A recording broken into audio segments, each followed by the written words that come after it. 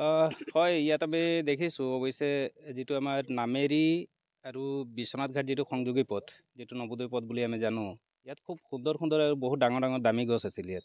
আজি প্ৰায় এমাহমানৰ পূৰ্বে এই গছবোৰ জীয়াই আছিল ইয়াত, কিন্তু এতিয়া দেখিবলৈ পাইছোঁ আমি গোটেইখিনি শুকাই গৈছে।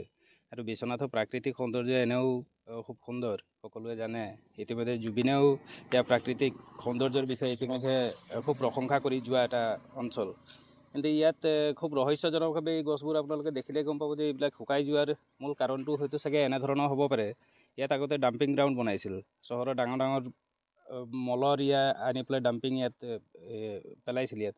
আকৌ পিছত জাবৰ জোঁথৰ ইয়াত পেলোৱাৰ পিছত আকৌ আমি দেখিবলৈ পাইছিলোঁ যিটো আমাৰ এই এতিয়া নৱনিৰ্মিত যিটো আমাৰ মেডিকেল, সেই মেডিকেলৰ পৰা নৱোদয় সংযোগী যিটো আমাৰ ৰাস্তা, এই ৰাস্তাৰ কাষৰ যিটো নলা, সেই নলাটোৰ যিমান ডাষ্ট, যিমান ইয়াত লেতেৰা পানী, গোটেইখিনি বোকা চোকা গোটেইখিনি আনি পেলাই ইয়াত পেলাইছিল। আৰু এইটো হয়তো চাগে সম্ভৱতঃ চাফা কৰাবৰ কাৰণে হয়তো চাগে এতিয়া এইটো খান্দি দিয়া হৈছে, এতিয়া শিপাৰ পৰা খান্দি দিয়া হৈছে, গতিকে সেইটো কাৰণে এইটো মৰি যোৱাটো তেনে স্বাভাৱিক কথা হ'ব পাৰে।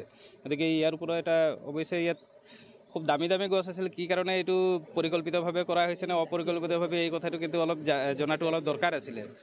আৰু এইটো আমি স্থানীয় আমাৰ যিখিনি ফৰেষ্ট ডিপাৰ্টমেণ্টে বিশেষভাৱে ইয়াৰ ওপৰত চকু দিব লাগে বুলি মই ভাবোঁ, কাৰণ এই গোটেই ৰাস্তাটো এটা খুব সুন্দৰ এটা পৰিৱেশ আছিল। গতিকে এইটো মানে আমাৰ কাৰণে এটা খুব দুখৰ বিষয় এতিয়া হৈ পৰিছে। আৰু এতিয়াও পৰিকল্পিতভাৱে ইয়াক যদি সংৰক্ষণ কৰা হয়, নিশ্চয় বাকীবোৰ গছ বাচিব, নহ'লে এইখিনি কিন্তু শেষ হৈ যাব। আচলতে বিশ্বনাথ চাৰিআলিৰ ভিতৰতে এটা প্ৰাকৃতিকভাৱে ঠাণ্ডা ৰাস্তা আছে বুলি ক'লেও ভুল নহয়। গোটেই গছে আৱৰি ৰাখিছিলে, কিন্তু এতিয়া দেখা গৈছে যে ইয়াৰ সেই প্ৰায় 13জোপা গছ, 13জোপা গছ শুকাই আহিছে। ইয়াৰ কাৰণটো কি? এইটো এটা উদ্বেগজনক কথা। আমি বন বিভাগকো ইয়াৰ পৰাই আমি আহ্বান জনাব বিচাৰিছোঁ যে এইটো কি হৈছে। তাৰমানে এইটো এনেকৈতো ইমান মেচিয়ৰ্ড গছবিলাক, এইবিলাক সৰু পলি গছ নহয়, মেচিয়ৰ্ড গছ। এই মেচিয়ৰ্ড গছবিলাক মৰি যোৱাটো উদ্বেগজনক কথা। তাৰপৰি ইয়াত আহি পেলাই এতিয়া আমি দেখিলোঁ যে এইবিলাক খান্দি থোৱা আছে। এইবিলাক খান্দিছে মানে কি হৈছে? এইবিলাক ইয়াৰ পৰা কিবা উঠাই নিছে নে কি হৈছে? কিবা বস্তু হয়তো ইয়াত পেলাইছিলে, যিটো পেলাই আকৌ খান্দিছে। এই গছৰ গুৰিবিলাক এনেকৈ খান্দাৰ যুক্তি কি? এইটো অবিবেচক কাণ্ডজ্ঞানহীন এটা কাম। এই গছৰ গুৰিবিলাক কিয় খান্দিলে? এইবিলাক শিপালৈকে ইয়াৰ ওলাই গৈছে। গতিকে ইয়াৰ পৰা আমি বিশ্বনাথ প্ৰশাসন তথা বন বিভাগক আমি আহ্বান জনাইছোঁ যে এইটো কি হৈছে, ইয়াৰ উচিত তদন্ত কৰক। আৰু এয়া কিয় খান্দিবলগীয়া হ'ল, এই খান্দিবলগীয়া কিয় হ'ল, সেই প্ৰশ্নটোৰ আমাক উত্তৰ লাগে।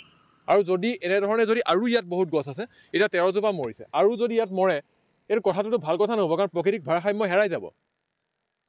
যিহেতু একেলেঠাৰিয়ে এটা লাইন সম্পূৰ্ণ গছ মৰি গৈ আছে, গতিকে আগলৈও বহুতখিনি গছ আছে, সেইখিনিতো প্ৰভাৱ পৰিব বুলি ভাবে নেকি? প্ৰভাৱ পৰিবৰ সম্ভাৱনা আছে, কাৰণ চিৰিয়েলি মৰি গৈছে। আপোনালোকে দেখিছে ন, সেই আগৰ পৰা সেই সিফালৰ পৰা আহিছে, এইফালে মৰি গৈ আছে।